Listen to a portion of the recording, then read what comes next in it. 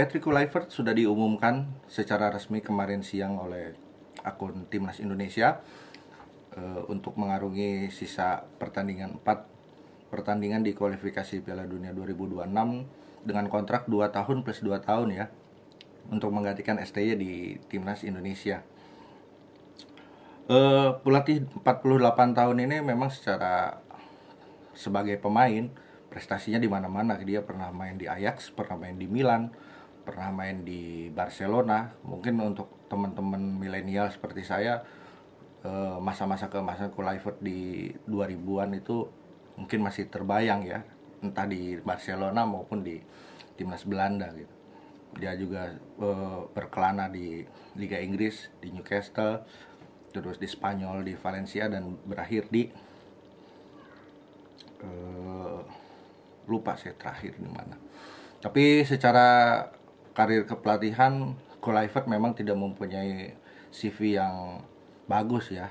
Secara selama ini dia hanya menjadi asisten pelatih Louis van Gaal, Clarence Seedorf, dan beberapa pelatih klub dengan prestasi yang tidak mentereng ya. Namun kalau kita lihat Alex Pastoor, mantan pelatih Almere City kemarin, itu dia berhasil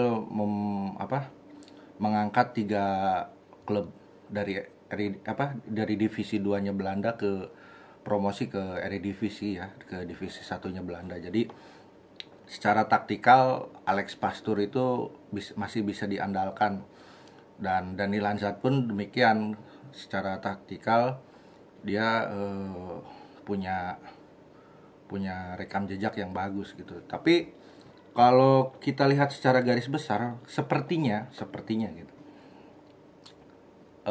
Kluivert ini diposisikan sebagai abang-abangan kalau kata Bung Arya ya, abang-abangannya di timnas Indonesia gitu. Jadi dia sebagai pemersatu antara pemain lokal dan pemain diaspora, karena dia bisa bisa bahasa Belanda, dan pemahaman tentang taktik permainan timnas Belanda juga dia mengerti, filosofi permainan Belanda juga dia mengerti.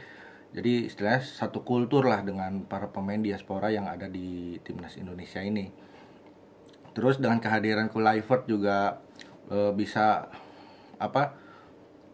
menarik perhatian dari para pemain diaspora lainnya gitu, termasuk Jairo Riederer sekarang udah menyatakan oke, saya setuju untuk bergabung ke timnas Indonesia setelah melihat Patrick Kluivert gitu. Jadi kemungkinan di bulan Januari tanggal 20 nanti kan, setelah masa reses DPR RI, itu akan diadakan rapat ya, Komisi 10 DPR RI dengan Menpora dan PSSI, membahas tentang naturalisasi oleh Romeni dan Jairo yang pada akhirnya dibarengkan dengan oleh Romeni gitu di tanggal 20 nanti ya, termasuk pemecatan STY ini yang akan dibahas oleh DPR.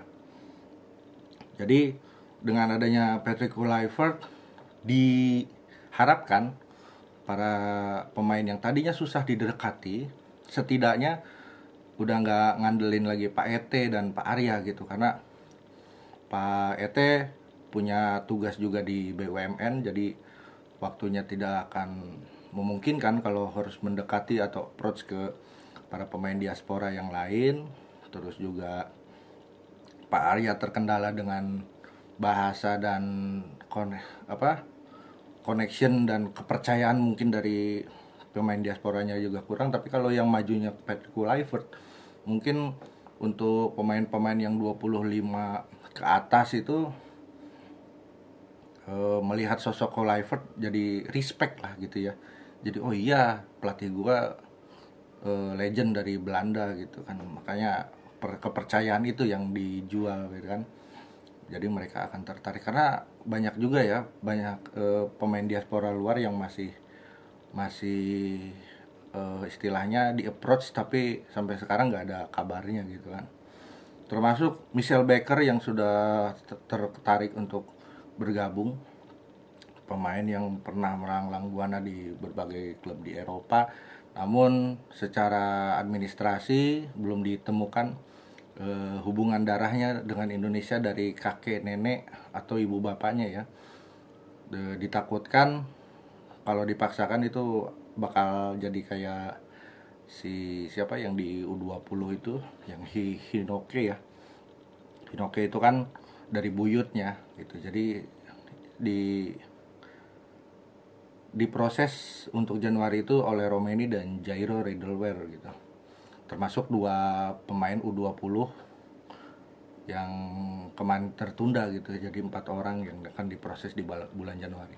Kita tunggu saja kiprah Patrick Kluivert. Yang pasti kita tidak boleh menjudge atau menilai seseorang atau pelatih baru sebelum kerja di timnas ya. Kita juga harus menghormati keputusan PSSI dan kita yakin aja gitu bahwa Pak Erik juga nggak bakalan sembarangan untuk narik pelatih untuk melatih timnas, karena dia juga punya target untuk meloloskan Indonesia ke Piala Dunia 2026. Karena target kita memang di 2030 2034, tapi kalau bisa sekarang kenapa enggak? Takutnya kan momentumnya 4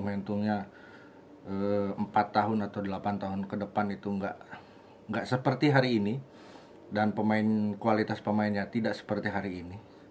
Jadi momentum ini harus dijaga oleh Pak Erik gitu ya.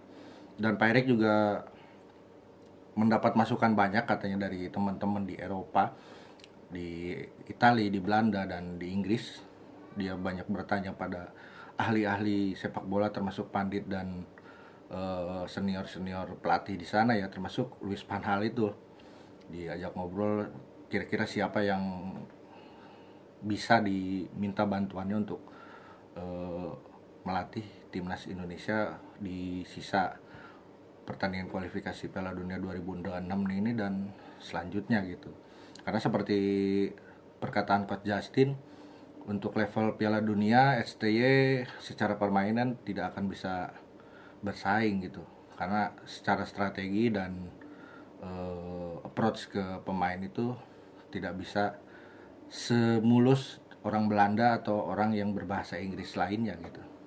Kita tunggu saja bagaimana perkembangan di timnas setelah dipegang oleh Kluivert, dan semua pertanyaan akan dijawab di tanggal 12 ya. Nanti Kluivert tanggal 11 akan kesini dan tanggal 12 akan konferensi pers dan bertemu dengan beberapa pemain dari Liga 1. Kita tunggu saja.